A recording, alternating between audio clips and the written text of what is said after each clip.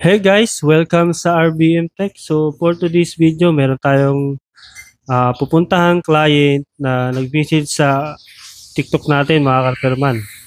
So for today, ayan, dali-dali natin pinuntahan ang client natin dito sa Kawit, Cavite. So ang sabi ng may-ari, hindi daw nag-i-spin, nagwawas, o totally wala. Hindi gumagana ang motor ng washing niya. So dali-dali natin pinuntahan sa kanilang bahay. Titignan natin kung anong problema. Nag-aandar siya, kaya lang, ayaw niya umali. Ayaw niya miko. Nagtutubig siya, tapos nag-aano lang siya, umuugong lang. Tapos may lumalabas na mga bula dyan sa gilid ng machine. Ito yun. Opo, ilan taon na po ba ito? Hindi ko alam, baka mga 3. Yun lang problema, ayaw niya mag-spin. Tsaka ayaw magwas o may... Ayaw niya din. Ayaw niya talaga umikot. Dito ka lang hindi siya umikot. Nagde-drain siya. So, ayun na nga, ang sabi ng may-ari, ayun, dali-dali natin binuksan itong washing machine. At ito, bubuksan natin ang tornilyo sa likod ng washing machine. Titignan natin, ito-troubleshoot natin kung may problema ang wiring o etc. o baka mayroong mga corrosion dito sa mga terminal ng washing machine. Yun muna ang first step natin bago tayo mag-base dun sa main problem.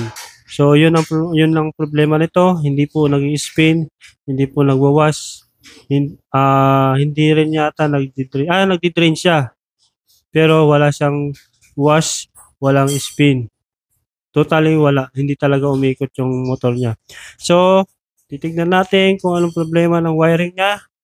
Ayan, bubuksan natin tong plastic. Ito yung mga connection papuntang driver board and then driver display board. Yan. So ito, merong tatlong klaseng itong board nitong ano na to, washing. Isang driver board, isang filter, isang display board. Yan. So dali-dali natin binuksan. At ito nga, mukhang basang-basa itong mga connection dito sa washing machine to. Ayan, tinanggal natin yung mga terminal niya at nakita natin may corrosion siyang konti. Yung mga corrosion lang. Pero linisan natin kung kaya pang linisan. Kasi minsan dito lang nagkakaproblema yan. Yun ang ano ko sa inyo mga ka-repairman. Bago kayo pumunta sa main reason, sa main problem, Yan. So, tinignan natin muna dito sa kanyang mga connection.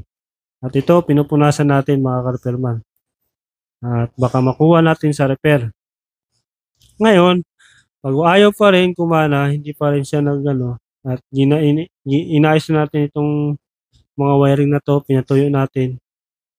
At ayaw pa rin, check natin yung mga board. Kung may problema, kung mayroong signal na pumapasok sa mismong driver board, sundan nyo lang yung signal, yung pinaka-wiring papuntang display at papuntang driver board.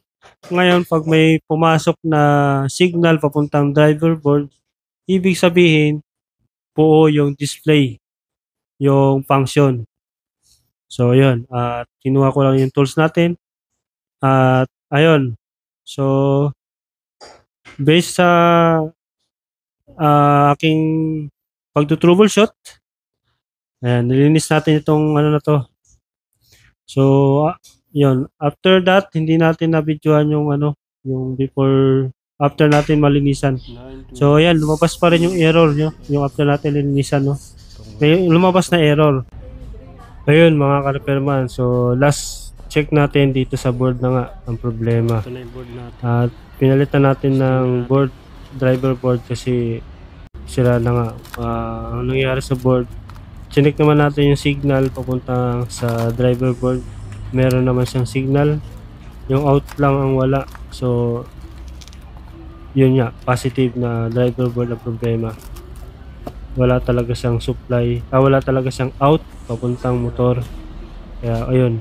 Tapos, tinisting natin. Ito. Ayan na. Select natin ang wash spin spin natin. Alright. Tingnan natin kung gagana. Pero bago na yung driver board mga ka-repairman.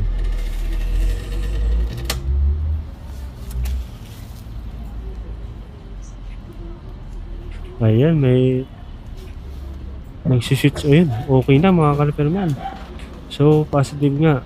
Driver board ang problema mga ka-repairman. Kaya okay na okay ang kinabit natin. So, ganun lang mga ka-repairman. Pag ganitong mga problema, yung ayaw talaga mag-spin, ayaw mag-wash, yun ang problema. Yung drive. Yun, okay na po. Nag-spin na po siya. Try po natin sa wash moment. Oo, sige.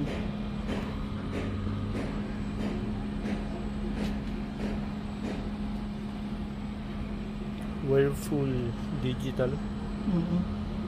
Inverter. 3 years lang ito, mama. Ewan ko ba? 3 years daw. 3 years Opo. ba? 3 years. Yan, okay na. Lalo ba katagal ng natin? Kaya tinatagal ng ganyan mga Yun ang washing. problema. Bali, ma'am, depende naman sa paggamit yan, ma'am. Kasi ito, ma'am, nabasa to. Ano to, ma'am? Tawag dito. Iwasan nyo lang po mabasa yung dito, tsaka sa likod. O kaya ng tubig, mapawan. Kasi yung board nababasa po.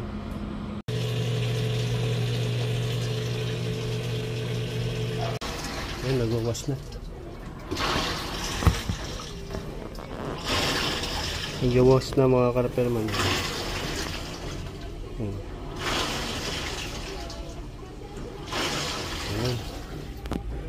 Okay na siya. After natin palitan ng driver board. Ayan. Whirlpool inverter, no? So wala po tong error mga ka-repairman. Hindi lang gumagana yung spin and wash. Spin. Tahimik po mo to. So yun mga ka-repairman, hanggang dyan ang ating video. So sana sa mga gusto magpa-repair ng washing machine, TV, sound system, aircon, PM lang po kayo sa RBM Tech Facebook page. Maraming salamat po. Thank you.